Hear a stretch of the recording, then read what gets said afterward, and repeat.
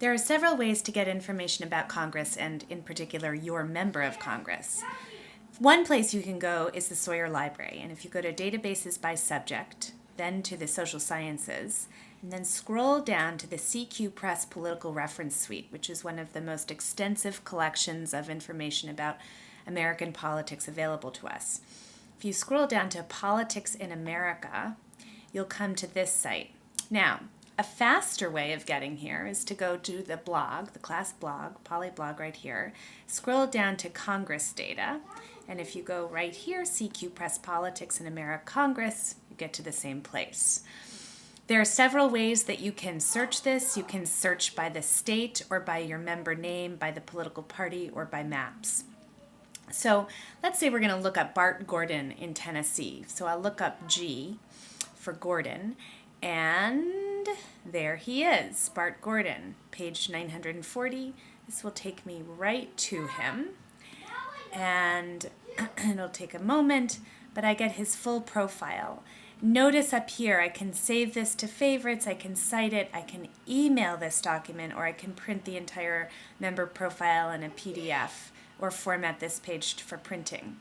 So I'm going to print the entire member profile to PDF just so that we can look at it without it being icky. We get the full information about him and his biography here. And then over here, we see information about what committees he's on, his education, his political highlights. And here we get information about his election results. So we know that he got 74.4% of the vote in the 2008 general election, was unopposed in the primary, indicating that he was probably fairly safe. He had 67.1% of the vote in 2006. And down here we also find out what his winning percentages were. Notice that he's been in the Congress for a very long time, and he has, except for 4 times, had over 60% of the vote, which is quite a bit. Key votes are noted down here. And then down here, the CQ Vote Studies Party Unity and Presidential Support Scores.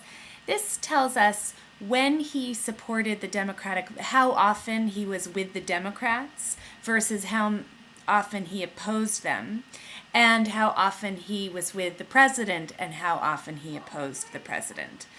So we see that he voted with the Democrats 93% of the time in 2008, 88% of the time in 2007, and so on and so forth. So he is growing in his attachment to the Democratic Party and voting with them.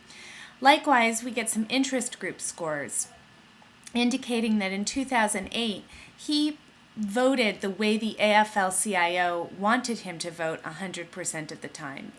The Americans for Democratic Action is a liberal interest group, and it scores members of Congress. They gave him an 80% score in 2008. The CCUS, I don't remember what that is. The 4% is the American Conservative Union. They are a conservative interest group, and they rate every member of Congress based on key votes. This tells us right here a bit about the district, that it has 2 notable college communities in it, and it tells us also about what its manufacturing base is, that it relies on an automobile manufacturing jobs, etc. So if we go back